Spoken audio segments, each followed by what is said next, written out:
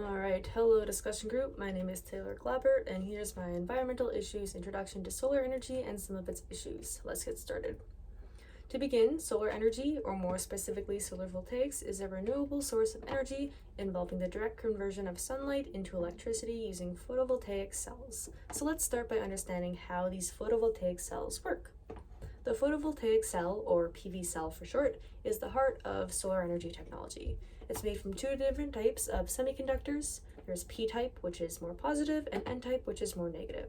When a layer of each is joined together, they form something called the P-N junction, which is the active region that converts sunlight into electricity, or electrons. Let's pause for a quick review of the structure of the atom. In the atoms, the possible states for electrons to exist are called bands. They don't look like this. States in between these are called band gaps. The furthest band from the nucleus that still contains at least one electron or multiple electrons is called the valence band, and then one band above this is something called the conduction band. In the conduction band, electrons can roam freely, so they're not necessarily bound directly to their atom. The best semiconductors for solar energy conversion have a band gap of around 1 to 1.8 electron volts. So if you're an electron, you need to absorb a certain amount of energy in order to be able to jump from this valence band to this conduction band. The band gap of silicon, or Si for short, that's less syllables, is 1.1 electron volts. So, silicon doped with phosphorus or silicon doped with boron, are very popular choices for solar energy conversion. This is because the phosphorus has one extra valence electron compared to silicon, which makes the crystal more negative in structure, which makes the crystal more negative since there's an extra electron laying around there, whereas boron has one less valence electron than silicon, creating a positive hole due to the absence of the electron. So when the sun delivers a photon with enough energy to the p-n junction, it can knock an electron free from the valence band to the conduction band. That freed electron can then move through the material, and its absence leaves behind a positive hole. As more electrons move forward to fill this hole, the positive hole moves backwards as the negative charge moves forwards. Now we ask ourselves, does the hole move backwards or does the electron move forward? It's really the same thing. So as this electron travels through the N-type semiconductor, it goes towards this metal contact on the surface of the cell, which brings the electron to an external circuit, such as a power device or maybe being used to charge a battery.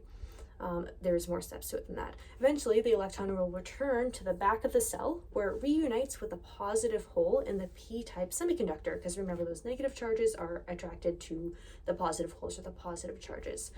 So this completes the circuit and allows for the flow of electrons to do work. So now you understand how the electricity is created. Let's talk about the first issue, which is actually conversion efficiency. The energy of a photon that can be used to excite that electron depends on its wavelength. Shorter wavelengths have more energy, whereas longer wavelengths have less energy. To promote an electron, the photon must have energy equal or greater to the band gap, which depends on the semiconductor material. A photon with a wavelength of around 1,100 nanometers, corresponding to short infrared light, has just enough energy to promote an electron in the Si atom. Photons with less energy just pass through the cell or get absorbed as heat, whereas photons with more energy can still promote electrons, but that extra energy is lost as heat. Due to these losses, there's a limit to how efficient a single PV cell can be. For a standard single junction PN type semiconductor, the theoretical upper limit is around 30%, but that is the theoretical limit. In real SI solar cells, efficiencies of around 25% are achievable, but for most commercial products, the value is even lower. Despite this inefficiency, this is still pretty cool technology. It works great during a sunny day. But what happens when it's cloudy? What happens when it's nighttime?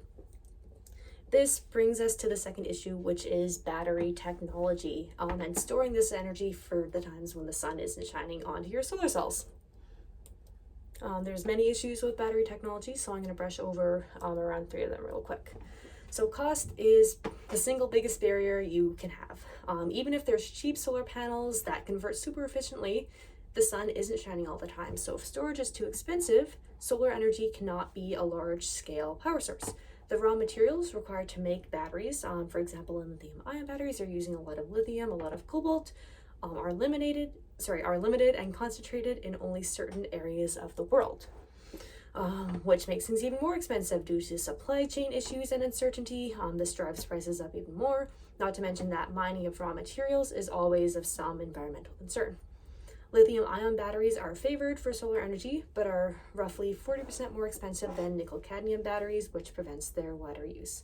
However, the price of lithium-ion batteries is falling at a rate of around 8 to 16% per year, which is good news. On to issue 2. Over time, like most batteries, lithium-ion batteries experience capacity fade due to chemical degradation and repeated charging and discharging as part of regular use. Life cycle matters because replacement increases solar energy life cycle cost. As most batteries get older, they lose capacity and break down, so lithium-ion batteries are actually not too bad for this. They continue to function at around 80% of their rated capacities after 2,000 charge-discharge cycles, which is not perfect, but it does show that there are improvements being made in battery technology. The third issue is battery recycling, or lack of. When a battery's life is over, what do we do with it? The average lifespan of a lithium-ion battery for energy storage systems is around 8 years. If the spent lithium battery isn't handled properly, it creates environmental concerns, particularly as toxic heavy metals and gases such as cobalt, nickel, manganese, and hydrogen fluoride gas being released into the environment. However, spent lithium-ion batteries can be viewed as a resource. The internal materials in spent lithium-ion batteries can be reintroduced into the production of new batteries. Therefore, they can provide a secondary source of materials and feed into the supply chain for new battery manufacturing. Unfortunately, infrastructure and labor required to recover these materials costs energy. The mining companies want to keep making money from mining batteries, so who's going to pay for this? Is it going to be the consumer? Is it going to be the manufacturer, the government? Are the aliens going to come pay for it? With that, we don't know. That's a problem that's associated with lithium-ion batteries. So overall, there is research going into improving batteries and photovoltaic cell technology, but until then, energy storage remains as a key bottleneck in the overall process, even as semiconductor technology continues to progress. So if you have any more questions about semiconductors, please ask them, or questions about anything else in the presentation. But otherwise, thank you for listening.